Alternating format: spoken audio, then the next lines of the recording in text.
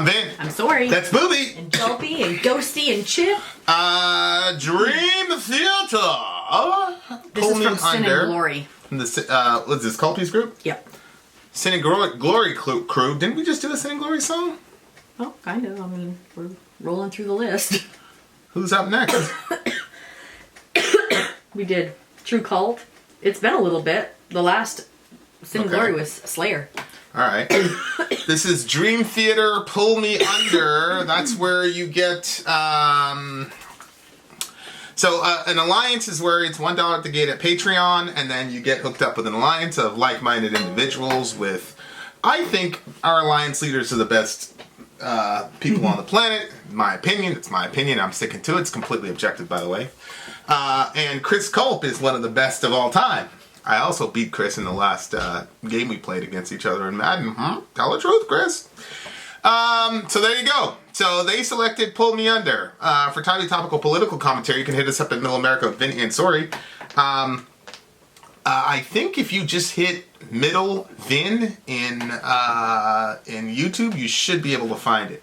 Hey, did you try those beers that Culpy had sent you? Oh yeah, were they good? Deftones one, yeah, I killed them. Yeah, you did. Yeah, I was nursing at the time, so I couldn't try them. I was drinking them as I was destroying him in Madden. No. Anyway, much love to everybody. Let's do it. Pull Me Under by Dream Theater. Let's go. Go.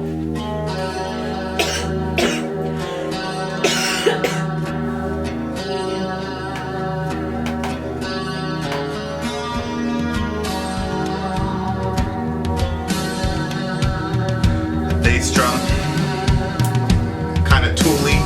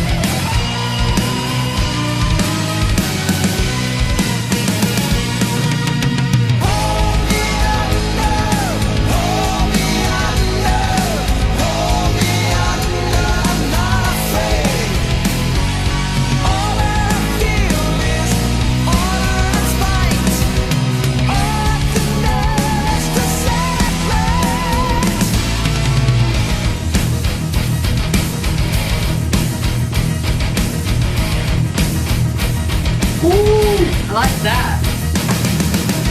Dust fills my eyes. Clouds roll by and the roll of them. Centuries cry. Worlds fly again. This world is spinning inside me. The whole world is spinning inside of me. Every taste and future to past. Every step brings me closer to my last.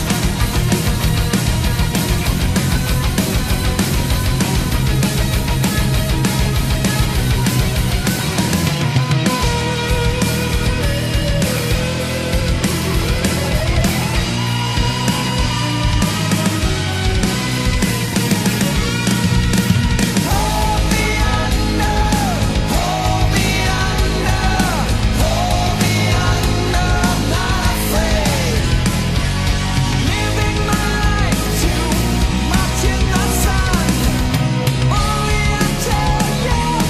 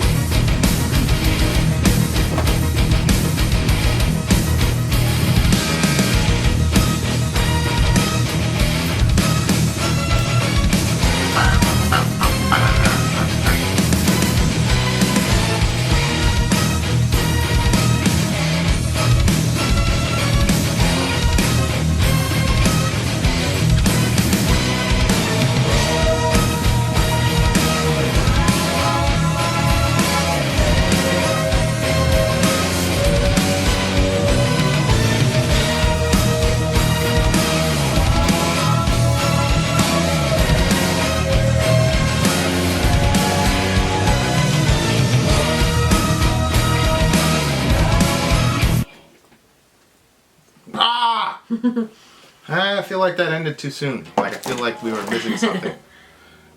Don't you think so? Well, yeah, I feel like that it probably like transitioned right into another song. But yeah, it seemed a lot shorter than. I knew it. You knew what? That phrase, "oh, that this too solid flesh would melt," is from Hamlet. Really? It's one of his monologues or soliloquies or whatever. What's that about? Hamlet is about, to be or not to be. That's the question, whether it's nobler in the mind. So Hamlet is one of Shakespeare's classics where his dad died and then his mother basically married again, and she married like too quickly in his mind, basically. So he's like, Yep. "You killed my dad. I have to go and avenge my dad." Da, Yeah. da, da, da. And then Ophelia, are you honest? Are you fair? That was my favorite of Hamlet's. Oh, really? Yeah. I related a lot to Hamlet, and I don't really know why, because I never really had much. His attitude, though, like the brooding, the to be or not to be, that was like right before I ended up in the hospital. Okay. So the to be or not to be, him wrestling with death and things like that, his distrust of women, his mom, and then Ophelia, and then you had these two characters, Rosencrantz and Guildenstern, and they were like interchangeable.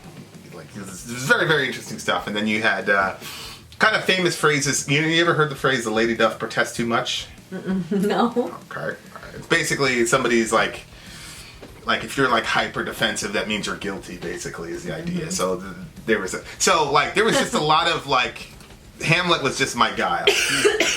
Okay. He's my favorite guy. I actually had a shirt of Hamlet. I had I bought a shirt in 14th Street in What did it Greenwich say? Village. It was just Hamlet. It just said Hamlet? Yeah, it had the light and the dark face thing, and then it just said Hamlet, and I was like, Oh, that must have "That's been pretty my cool, shirt." Oh actually. yeah, I loved that shirt because like I like wore that shirt to the tatters because that was my Hamlet was my guy. Did you ever have like were there ever any girls that were like interested in you because you had that Hamlet shirt? You know, like smart girls that like liked books. Well, I had just moved to Maine from New York City. Yeah. So there were a lot of, it's like Jamie was saying earlier today. You know what I mean? Like there were a lot of girls because I was from New York City. Oh, I see. I was black. Yes. The vast majority of them had no clue who Hamlet was. It was only my AP English class. Okay. It was only my So AP it was, English class that knew who Hamlet was. But they knew where New York was, so you were in.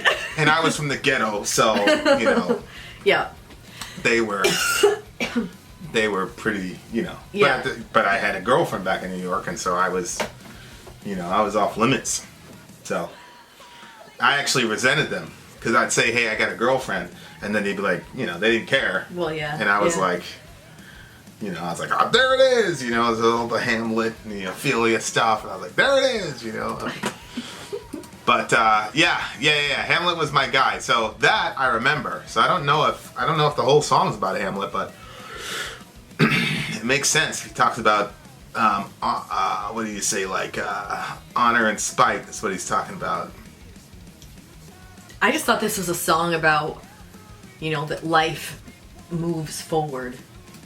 Lost in the sky, clouds roll by and I roll with them. Arrows fly, seas increase and then fall again. Like it's just a cycle of this world is spinning around me, this world is spinning without me, and every day sends future to past. I liked that line.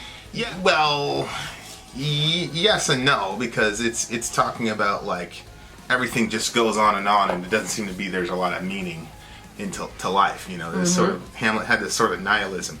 Every day sends future to It past. said right there, watch the sparrow falling gives new meaning to it all. What is it? It just tells you that everything is just coming to an end? Well, yeah, if not today, nor yet tomorrow, then some other day. I'll take 7 lives for one, and then my only father's son.